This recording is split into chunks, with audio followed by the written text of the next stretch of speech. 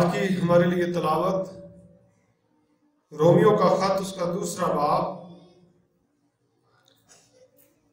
اس کی 11ویں آیت سے 16ویں آیت تک ہم پڑھیں گے، اس لیے کہ جنہوں نے بغیر شریعت پائے گناہ کیا وہ بغیر شریعت کے ہلاک بھی ہوں گے، اور جنہوں نے شریعت کے متحد ہو کر گناہ کیا ان کی سزا شریعت کے موافق ہوگی، کیونکہ شریعت کے سننے والے خدا کے نزدیک راست باز نہیں ہوتے، بلکہ شریعت پر عمل کرنے والے راست باز ٹھہرائے جائیں گے۔ اس لیے کہ جب وہ قومیں جو شریعت نہیں رکھتی اپنی طبیعت سے شریعت کے کام کرتی ہیں تو باوجود شریعت نہ رکھنے کے وہ اپنے لیے خود ایک شریعت ہے، چنانچہ وہ شریعت کی باتیں اپنے دلوں پر لکھی ہوئی دکھاتے ہیں، اور ان کا دل بھی ان باتوں کی گواہی دیتا ہے، اور ان کے باہمی خیالات یا تو ان پر الزام لگاتے ہیں یا ان کو معذور رکھتے ہیں۔ جس روز خدا میری خوشخبری کے مطابق یسوع مسیح کی معرفت آدمیوں کی پوشیدہ باتوں کا انصاف کرے گا۔ خدا کے پاک کلام کے پڑھے اور سنے جانے پر خدا کی برکت ہو۔ تشریف رکھیں۔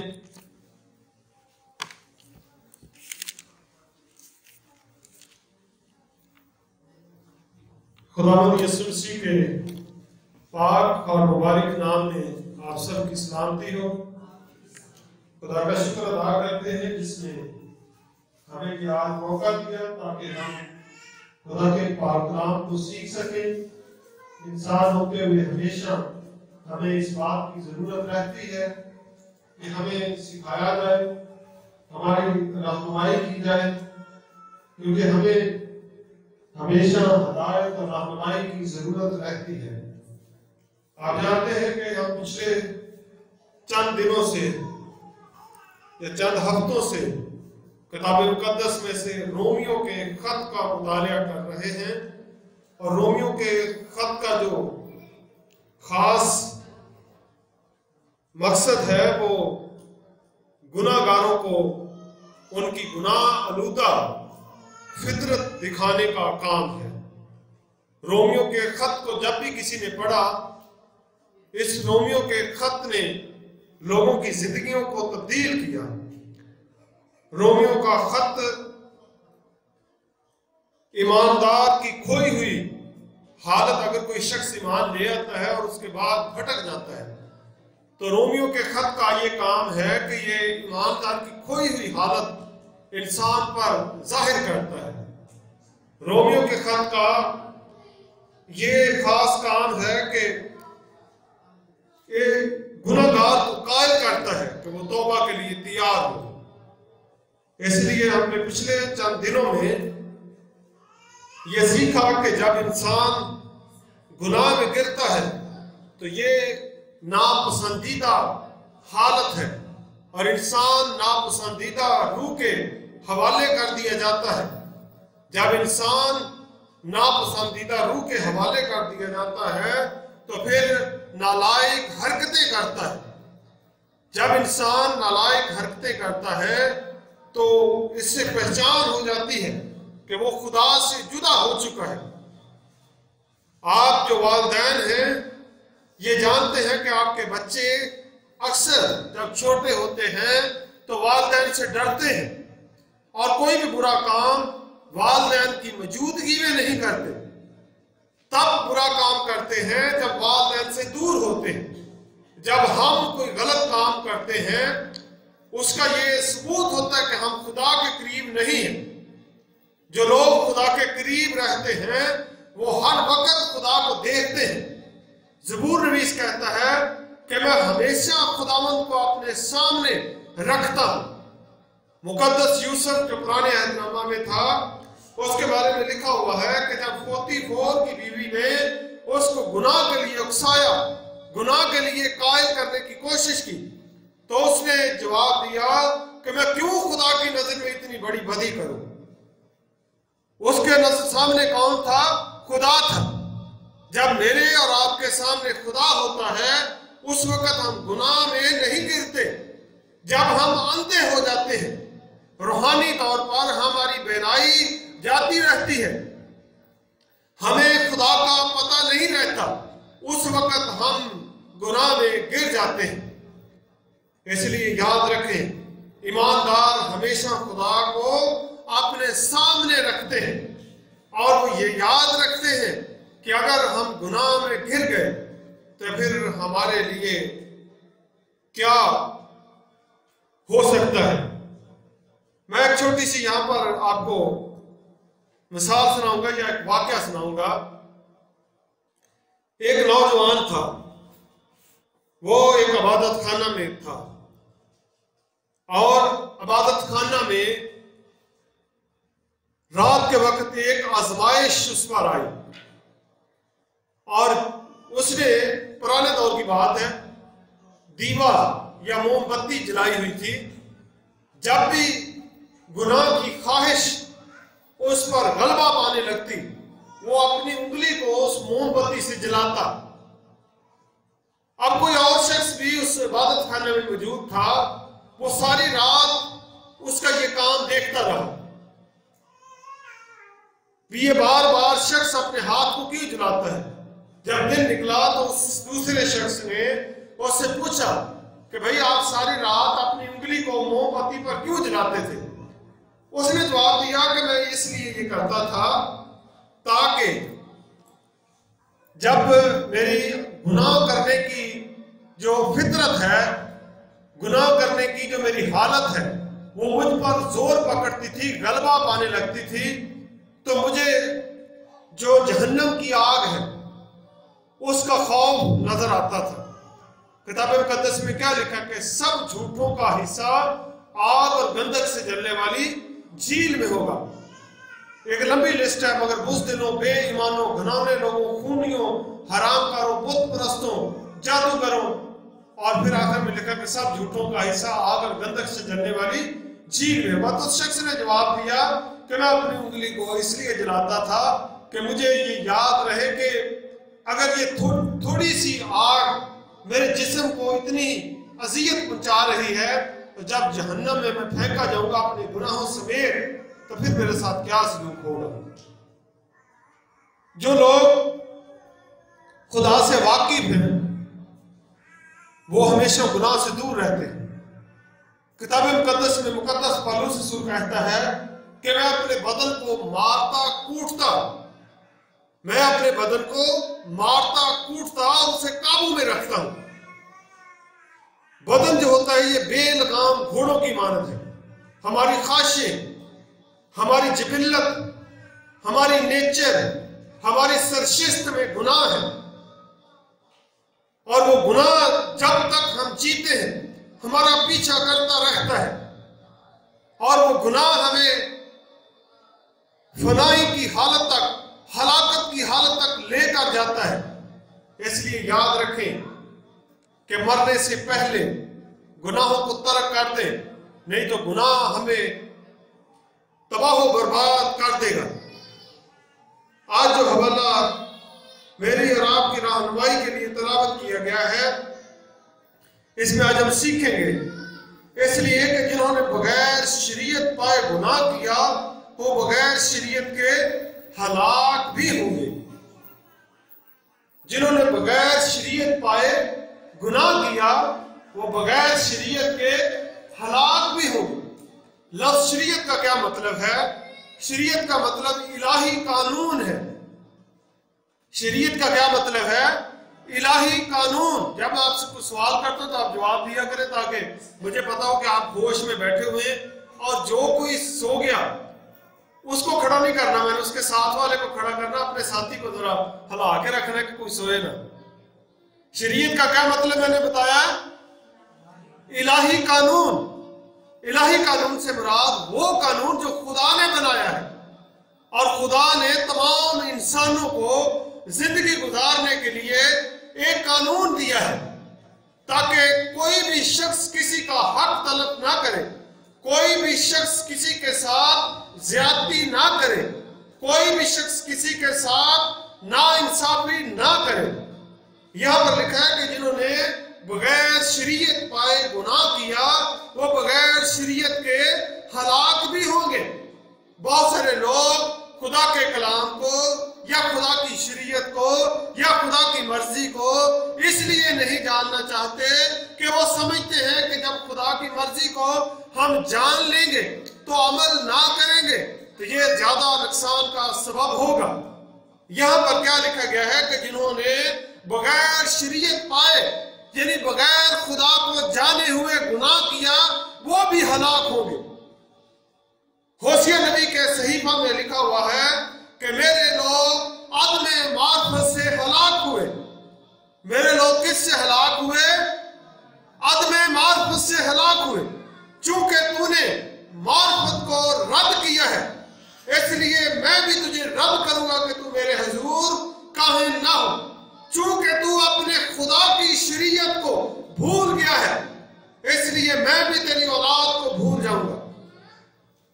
इसलिए खुदा की शरीयत को, खुदा को जानने के लिए खुदा की शरीयत का मुताला करना चाहिए, खुदा के कानून को समझना चाहिए। वकील जो होते हैं वो क्यों हमारे मददगार होते हैं? जब अदालत में केस किया जाता है या चलता है तो उस वक्त वकील की जरूरत पड़ती है और वकील जो होता है वो माहिर कानून होता है, वो कानून के बारे में समझता है। और शरीयत वो होती है जो खुदा के कवानीन को वाज़े करती है, वो शरीयत होती है। तो क्या हमें जमीन के कवानीन से वाकिफ होना चाहिए? अगर जमीन के कवानीन से हमें वाकिफ होना चाहिए तो फिर हमें खुदा के कवानीन से भी वाकिफ होना चाहिए। हम ये समझते हैं कि अगर हम कत्ल करेंगे तो इसकी हमें सजा क्या मिलेगी? क्या सजा मिलेगी इसकी? सजाए मौत। जब चोरी करेंगे तो उसकी सजा क्या होगी कि हमें वो माल वापस करना पड़ेगा और हमें कम से कम 6 माह तक कैद में रहना पड़ेगा और हमें जुर्माना भी हो सकता है और बहुत सारे कवानीन हैं। इस तरह आप ये भी जानते हैं कि खुदा के साथ चलने के लिए खुदा के कवानीन पर अमल करना जरूरी होता है। हम मुल्क पाकिस्तान में रहते हैं और मुल्क पाकिस्तान में किन कवानीन का इतलाक होता है? कौन से कवानीन लागू होते हैं? मुल्क पाकिस्तान के कवानीन लागू होते हैं। अगर हम बरतानिया में चले जाएं तो वहां पर कौन सा कानून लागू होगा? बरतानिया का कानून लागू होगा, पाकिस्तान का नहीं लागू होगा। अगर हम पाकिस्तान का सिक्का, पाकिस्तान का 1000 रुपए का नोट लेकर अमेरिका में चले जाएं या बरतानिया में चले जाएं और दुकान पर जाकर कहें कि भाई ये मुझे 1000 रुपया ले लो और फलां चीज मुझे दे दो, तो क्या आपके वो पैसे वहां पर चलेंगे? नहीं चलेंगे, क्योंकि ये करेंसी सिर्फ पाकिस्तान की है। तो मैंने जो बताने की कोशिश की है या बता रहा हूं वो ये है कि हर मुल्क के अपने अपने कवानीन होते हैं। खुदा जो तमाम कौमों और उम्मतों और तमाम नस्लों और तमाम फिरकों पर बादशाह है, उसके अपने कानून हैं। जब हमने आसमान पर जाना है, आसमान की बादशाही में रहना है, तो आसमान की बादशाही के कवानीन हमने जमीन पर रहकर सीखने हैं। एक खुदा का खादम बताता है, अगर आप किसी से नफरत रखते हैं, आप उसको देख नहीं सकते।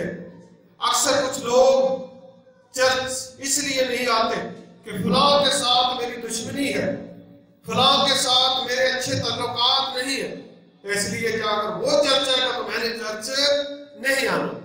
आप तसव्वुर करें, अगर इन दोनों शख्सों को खुदा आसमान की बादशाही में भेज दे तो ये वहां पर रह सकेंगे? नहीं रह सकेंगे, क्योंकि फितरत जो चेंज होनी है वो जमीन पर रहकर हमने अपनी फितरत को चेंज करना है। अगर हमने जमीन पर रहकर अपनी फितरत को चेंज कर लिया तो आसमान पर भी हम उसी तरह रह सकेंगे। इसकी मिसाल आप लूका की इंजील में अमीर आदमी और गरीब लाज़र की तफसीर से सीखते हैं। غریب لازر جو تھا زمین پر کیا رہتا تھا؟ خاموش رہتا تھا، بے حس پڑا رہتا تھا۔ جب آپ ابراہیم کی گود میں گیا تو وہاں پر کتاب مقدس میں لکھا ہوا ہے کہ امیر آدمی نے دور سے غریب لازر کو دیکھا اور باپ ابراہیم سے کہا، آئے باپ ابراہیم، میں تیری منت کرتا ہوں کہ لازر کو بھیج کہ اپنی انگلی کا سرا پانی میں بھگو کر میری زبان کو تر کرے۔ تو لازر نے کوئی جواب دیا تھا؟ خاموش رہا۔ کیوں خاموش رہا؟ کہ زمین پر اس کی عادت خاموش رہنے کی تھی۔ امیر آدمی کیوں بول رہا تھا؟ کہ وہ زمین پر بھی حکم چلاتا تھا اور آسمان پر بھی کیا کہتا ہے کہ اس کو بھیج کیا کرے، مجھے پانی پلائے، کیونکہ زمین پر بھی وہ پانی کسی سے ہی پیتا تھا، زمین پر بھی کھانا وہ کسی سے ہی لیتا تھا، اپنے ہاتھ سے نہیں کام کرتا تھا۔ اور پھر کہتا ہے کہ باپ میں تیری منت کرتا ہوں کہ لازر کو بھیج کہ یہ جا کر میرے بھائیوں کو بتائے کہ جہنم میں کیا ہوتا ہے۔ تو باپ ابراہیم نے کہا کہ نہیں، ان کے پاس موسیٰ اور نبی ہے، وہ ان کی سنیں۔ بتانے کا مطلب یہ ہے کہ وہ یہ بھی کہہ سکتا تھا کہ مجھے بھیج، میں جاؤں اور جا کر بتاؤں کہ وہاں پر کیا ہوتا ہے۔ لازر جو ناسوروں سے بھرا ہوا اور کتوں کے ساتھ رہنے والا شخص جب زمین پر واپس جائے گا تو کون اس کا اعتبار کرے گا؟ ہاں، امیر آدمی جو جہنم سے نکل کر جائے گا اور وہ جلا ہوا ہوگا اور اس کی حالت دیکھ کر خود لوگ یقین کر لیں گے کہ وہاں پر کیا سلوک ہوتا ہے۔ بتانے کا مطلب یہ ہے کہ فطرت چینج کہاں پر ہوتی ہے؟ زمین پر رہ کر ہم نے اپنی فطرت کو چینج کرنا ہے۔ کتاب مقدس میں کرنتھیوں کے خط میں لکھا ہے، اگر آپ میرے ساتھ نکالیں دوسرا کرنتھیوں کا خط، دوسرا کرنتھیوں کا خط 10واں باب،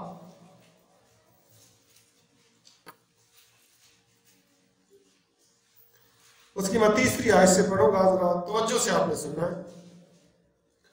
دوسرا کرنتھیوں 10واں باب 30 آیت، کیونکہ ہم اگرچہ جسم میں زندگی گزارتے ہیں مگر جسم کے طور پر لڑتے نہیں، اس لیے کہ ہمارے لڑائی کے ہتھیار جسمانی نہیں بلکہ خدا کے نزدیک کلوں کو ڈھا دینے کے قابل ہیں۔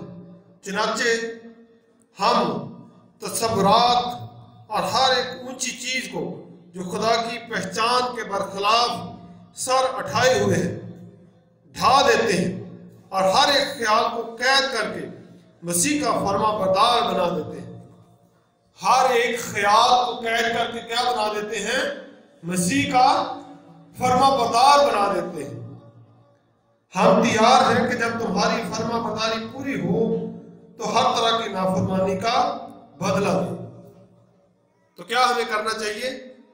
ہمیں ہر خیال کو، تمام تصورات کو جو خدا کی پہچان کے برخلاف سر اٹھائے ہوئے ہیں ان کو ڈھا دیں، ان خیالوں کو قید کر دیں اور قید کر کے مسیح کا فرما بردار بنا دیں۔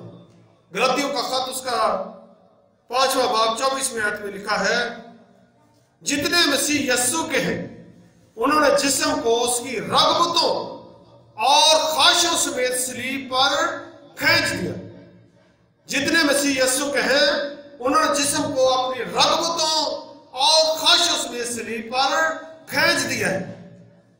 اپنے خیالات کو، اپنی انا کو، اپنی خودی کو، اپنی من مانی کو، اپنی مرضی کو قید کریں اور قید کر کے مسیح کا فرما بردار بنائیں۔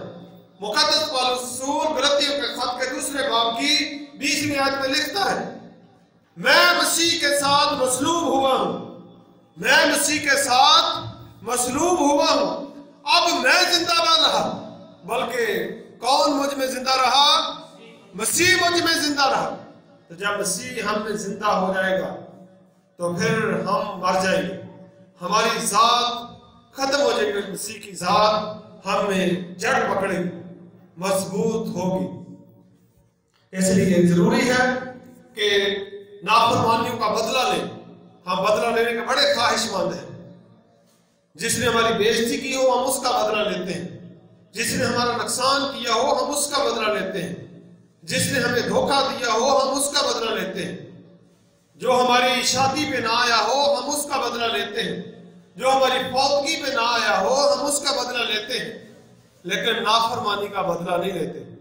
اس جسم نے جتنی نافرمانی کی ہے، اس جسم نے جتنی اپنی من مانی کی ہے، اس جسم نے جتنا خدا کی شریعت کو پامال کیا ہے، اس جسم نے جتنا خدا کی شریعت کو توڑا ہے، اتنا ہی زیادہ ہم فرما برداری کر کے اس جسم سے خدا کی تابعداری کروائیں، تاکہ گناہ کا بدن کیا ہو جائے؟ بیکار ہو جائے۔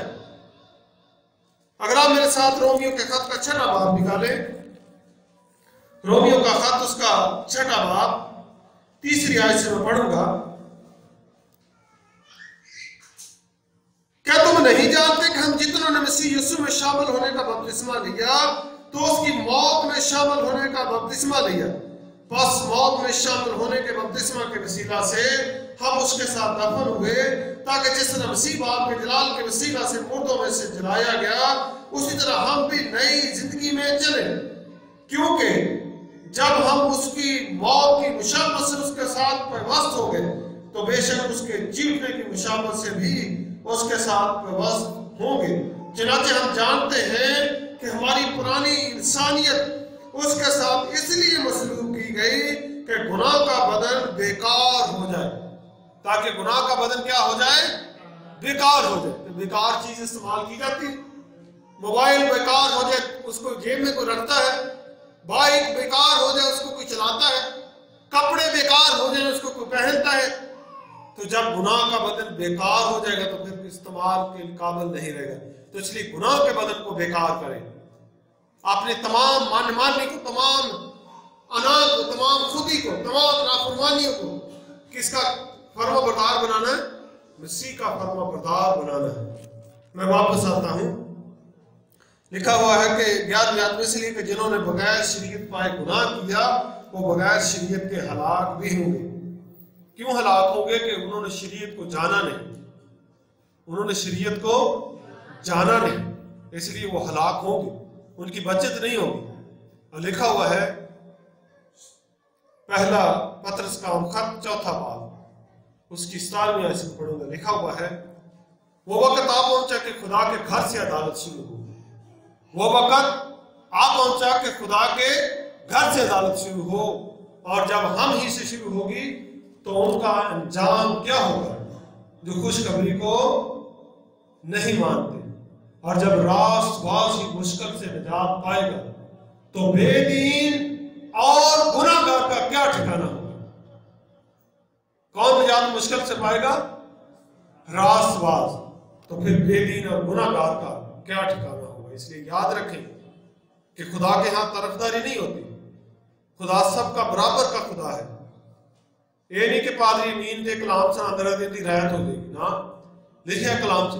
اس وقت تیرے مجھ سے آ کر کہیں گے اے خداوند، اے خداوند، کیا میں نے تیرے نام سے نبوت نہیں کی؟ کیا میں نے تیرے نام سے بدروہوں کو نہیں نکالا؟ کیا میں نے تیرے نام سے بہت سے معجزے نہیں دکھائے؟ خداوند اس وقت اس سے کہے گا اے بدکاروں، میری آنکھوں سے دور چلے جاؤ، کیونکہ میری کبھی تم سے واقفیت نہ تھی۔ خدا کے نزدیک شریعت کے سننے والے راست باز نہیں ہوتے، بلکہ خدا کے نزدیک شریعت پر عمل کرنے والے راست باز ہوتے ہیں۔ خدا کے نزدیک شریعت سنانے والے راست باز نہیں ہوتے، بلکہ خدا کے نزدیک شریعت پر عمل کرنے والے راست باز ہوتے ہیں۔ کیا لکھا ہوا ہے؟ اس لیے کہ جنہوں نے بغیر شریعت پائے گناہ کیا وہ بغیر شریعت کے ہلاک بھی ہوں گے، اور جنہوں نے شریعت کے متحد ہو کر گناہ کیا ان کی سزا شریعت کے موافق ہوگی۔ جنہوں نے شریعت کے متحد ہو کر، شریعت کو مان کر، اقرار کر کے پھر بھی گناہ کیا، ان کی سزا شریعت کے مطابق ہوگی۔ جیسا میں نے پہلے بتایا ہے کہ خدا کے نزدیک شریعت سننے والے راست باز نہیں ہوتے۔ شریعت کا مطلب کیا ہے میں نے بتایا تھا، ذرا اونچی آواز سے بتائیں۔ شریعت کا کیا مطلب میں نے بتایا؟ الہی قانون۔ جو الہی قانون سنتا ہے وہ ٹھیک ہوتا ہے، یا جو قانون پر عمل کرتا ہے وہ ٹھیک ہے؟ آپ پاکستانی قوانین سے ذرا حساب لگا لیں۔ ایک بندہ سارا دن قانون پڑھتا رہتا ہے، جا کر وہ کسی کی چوری کر لیتا ہے، ڈکیٹی کرتا ہے، قتل کرتا ہے، عدالت میں پیش ہوتا ہے، تو کہے کہ میں تو شریعت قانون کو پڑھتا رہوں، تو جج کیا کہے گا کہ اس کو معاف کر دو، یہ قانون کو پڑھتا رہے؟ نہیں نا معافی ہوگی اس کی۔ کیوں نہیں معافی ہوگی؟ کہ قانون کا پڑھنے والا ٹھیک نہیں ہوتا، قانون پر عمل کرنے والا ٹھیک ہوتا ہے۔ اس لیے یاد رکھیں کہ شریعت کے سننے والے خدا کے نزدیک راست باز نہیں ہوتے۔ اگر آپ کتاب مقدس میں سے لوکا کی انجیل کا مطالعہ کریں تو لوکا کی انجیل میں اس طرح لکھا ہوا ہے کہ جس نے خدا کی مرضی کو جان تو لیا لیکن اس پر عمل نہ کیا، بہت مار کھائے گا۔ کتنی مار کھائے گا؟ بہت مار کھائے گا۔ جس نے خدا کی مرضی کو جان تو لیا لیکن خدا کی مرضی کے موافق عمل نہ کیا، بہت مار کھائے گا۔ لیکن جس نے نہ جان کر مار کھانے کے کام کیے وہ تھوڑی مار کھائے گا۔ مار پڑے گی لیکن چلو تھوڑی کاٹ پائے گی۔ چھوٹا بچہ جو غلطی کرتا ہے انہوں سزا ملتی لیکن تھوڑی ملتی ہے، تو بڑا پتر جو غلطی کرے انہوں سزا بہت ہی ملتی ہے۔ میری بات کو سمجھ رہے ہیں آپ؟ اس لیے خدا شریعت کے سننے والوں کو پسند نہیں کرتا، بلکہ کن کو پسند کرتا ہے؟ شریعت پر عمل کرنے والوں۔ اچھا مجھے یہ بتائیں، اگر ہم نے کچھ حکموں پر عمل تو کر لیا لیکن کچھ پر نہیں عمل کیا تو پھر ہماری رہائی ہو جائے گی؟ بھائی طارق نے صحیح آتا بھی نہیں ہوگی۔ کتاب مقدس میں سے یعقوب کا خط نکالیں، یعقوب کا خط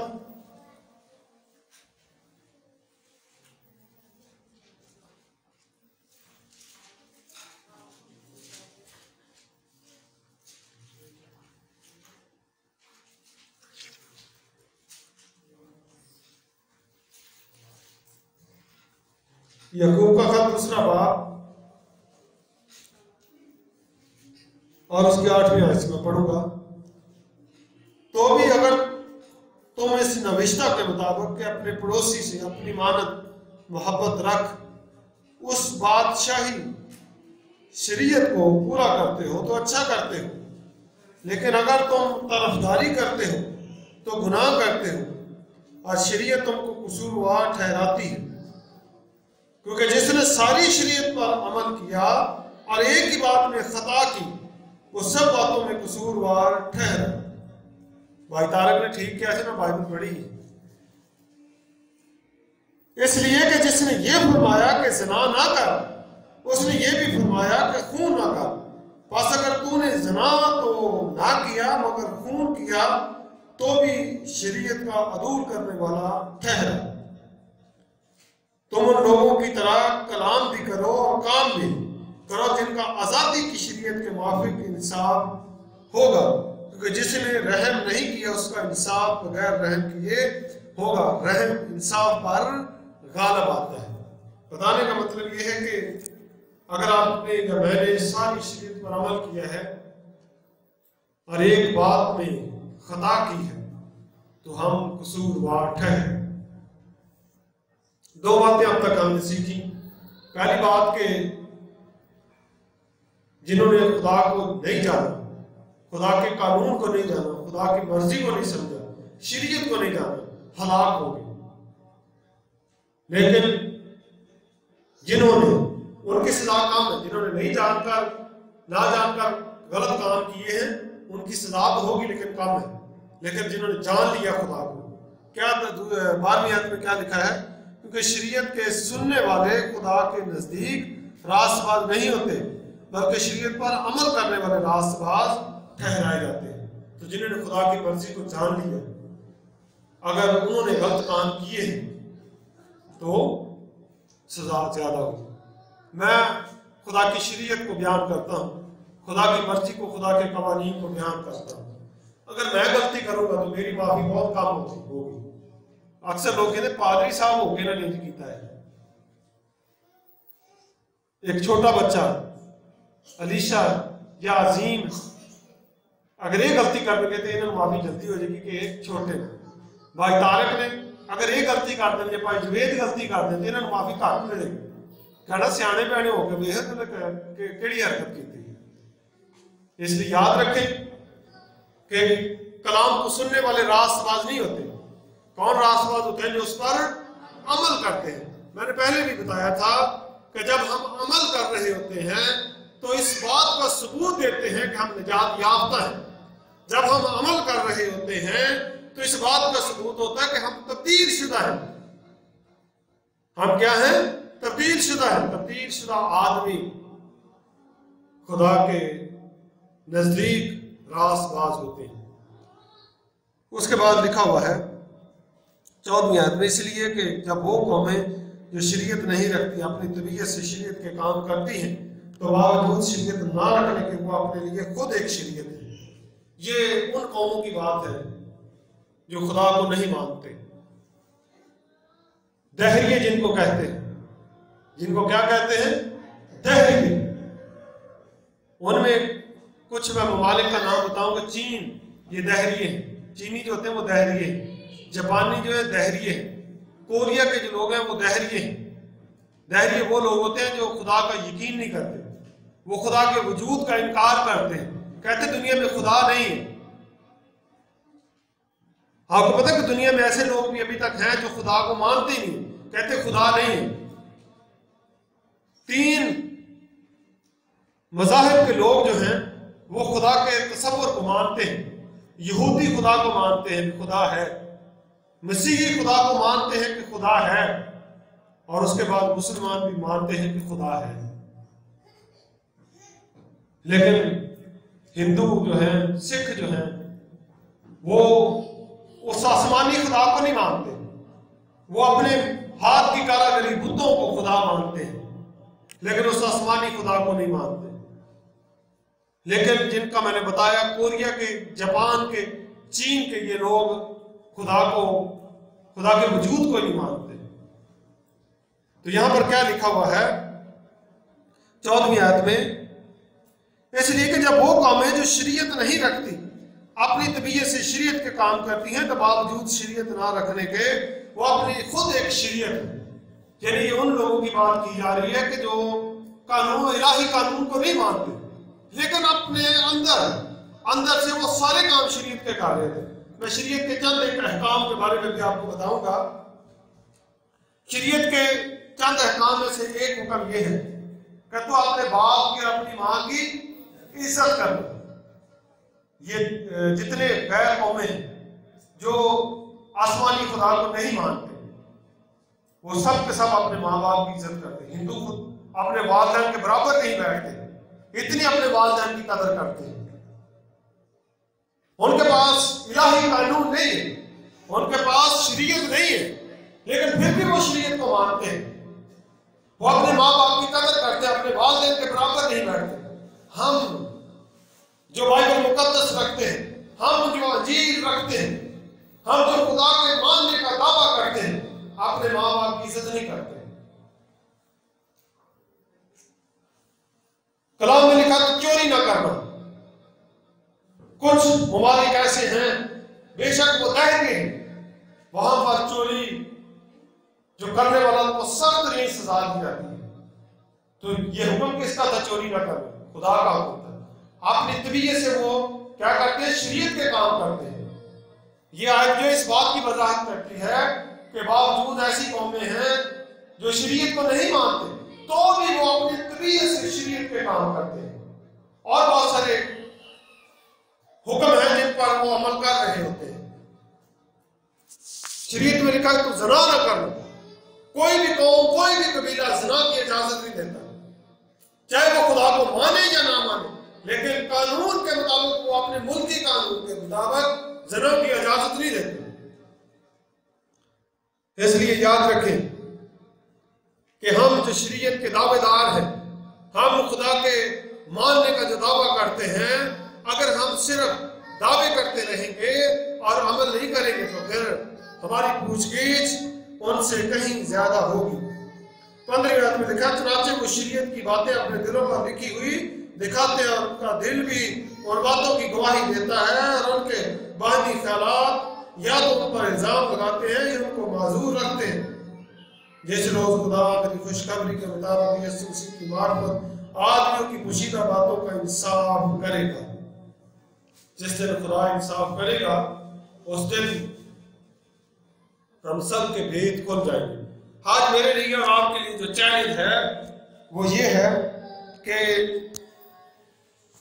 ہم شریعت کے سننے والے نہ بنیں، شریعت کے صرف سننے والے نہ بنیں بلکہ عمل کرنے والے بنیں۔